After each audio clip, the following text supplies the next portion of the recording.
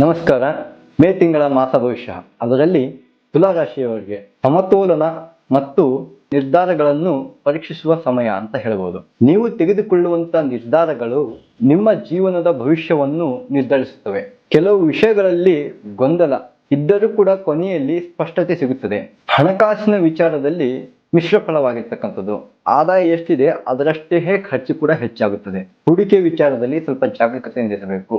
Budget ನಿಯಂತ್ರಣ ಮಾಡ್ತಕ್ಕಂಥದ್ದು ಬಹಳ ಮುಖ್ಯವಾಗಿರ್ತಕ್ಕಂಥ ವಿಚಾರ. ಹಾಗೆ ಉದ್ಯೋಗ ಮತ್ತು ಹೊಸ ವ್ಯಾಪಾರ ಕಡೆಗೆ ನೋಡಿದ್ದೆ ಆದ್ರೆ ಹೊಸ ಅವಕಾಶಗಳು ಕಾಣಿಸ್ತವೆ. ಮತ್ತು ಕೆಲಸದ ವಿಚಾರದಲ್ಲಿ ನೋಡಿಬೇಕಂದ್ರೆ ಒತ್ತಡ ಹೆಚ್ಚಾಗಬಹುದು. ವ್ಯಾಪಾರದಲ್ಲಿ ಜಾಗರೂಕತೆ ವಹಿಸಿ. ಸರಿಯಾದ ನಿರ್ಧಾರಗಳು ತೆಗೆದುಕೊಂಡಿಲ್ಲ ಅಂದ್ರೆ ಸ್ವಲ್ಪ ಸಮಸ್ಯೆ ಇದೆ. ಆದರೆ ಸರಿಯಾದ ನಿರ್ಧಾರ ತೆಗೆದುಕೊಂಡು ಮುಂದೆ ಹೋಗಿದ್ರೆ ಲಾಭ ಖಚಿತ. ಪ್ರೀತಿಗೆ ಸಂಬಂಧಪಟ್ಟ ವಿಚಾರದಲ್ಲಿ ನೋಡಿದ್ದೆ ಆದ್ರೆ ಸಣ್ಣ ಪುಟ್ಟ ಗೊಂದಲಗಳು, ಮಾತಿನಿಂದ ಮಿಸ್ಅಂಡರ್ಸ್ಟ್ಯಾಂಡಿಂಗ್ ಆಗಬಹುದು.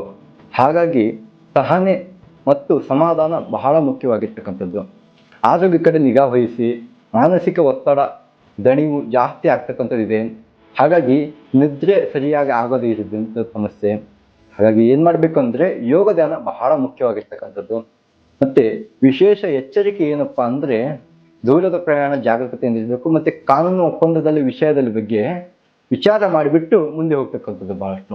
ಈ ರಾಶಿಯವರಿಗೆ ಶುಭ ದಿನಾಂಕಗಳು 3, 8, 14, 20, 26. ಹಾಗೆಯೇ ಎಚ್ಚರಿಕೆ ದಿನಾಂಕಗಳು 6, 12, 18. ಈ 3 ದಿನಗಳಲ್ಲಿ ಸ್ವಲ್ಪ ಯಾವುದೇ ಕೆಲಸ ಕಾರ್ಯಗಳಿಗೆ ಹೋಗ್ಬೇಕಂದ್ರೆ ಬಹಳಷ್ಟು ವಿಚಾರ ಮಾಡಿಬಿಟ್ಟು ಹೋಗಿದ್ರೆ ಬಹಳ ಒಳ್ಳೆಯದು. ಈ ರಾಶಿಯವರಿಗೆ ಪರಿಹಾರ ಏನಪ್ಪಾ ಅಂದ್ರೆ ಧನದ ಸಮಸ್ಯೆ ಇರೋದ್ರಿಂದ ಶುಕ್ರವಾರದ ದಿನ ಲಕ್ಷ್ಮೀ ದೇವಿಯನ್ನು ಪೂಜೆ ಮಾಡ್ತಕ್ಕಂಥದ್ದು, ಹಾಗೆಯೇ ಕಮಲದ ಹೂಗಳನ್ನು ಲಕ್ಷ್ಮೀ ದೇವಿಗೆ ಅರ್ಪಣೆ ಮಾಡ್ತಕ್ಕಂಥದ್ದು. ಇದನ್ನ ಮಾಡಿದ್ದೇ ಆದರೆ ಸರ್ವತೋ ಸ್ವರೂಪದಿಂದ ಸರಿ ಹೋಗ್ತಕ್ಕಂಥದ್ದು. ವಿಶೇಷವಾಗಿ ಬೆರಣಿ ಇರುತ್ತೆ ಗೊತ್ತಾ, ಬೆರಣಿಯಿಂದ ನಿಮ್ಮ ಮನೆಯಲ್ಲಿ ಸ್ವಲ್ಪ ತಂದು ಬಿಟ್ಟು ಅದನ್ನ ಸುಟ್ಟಿದ್ದೇ ಆದರೆ ನಕಾರಾತ್ಮಕ ಶಕ್ತಿಗಳು ದೂರಗೊಳ್ತವೆ. ಇದೇ ರೀತಿಯ ಹೆಚ್ಚಿನ ಮಾಹಿತಿಗಾಗಿ ನಮ್ಮ ಪೇಜನ್ನು ಫಾಲೋ ಮಾಡಿ, ಲೈಕ್ ಮಾಡಿ, ಶೇರ್ ಮಾಡಿ, ಸಬ್ಸ್ಕ್ರೈಬ್ ಮಾಡಿ. ಈ ಕೂಡಲೇ ನಿಮಗೆ ಏನಾದರೂ ಸಮಸ್ಯೆ ಇತ್ತಂದ್ರೆ ಈ ನಂಬರ್ಗೆ ಕರೆ ಮಾಡಿ. ಧನ್ಯವಾದಗಳು. ನಮಸ್ಕಾರ.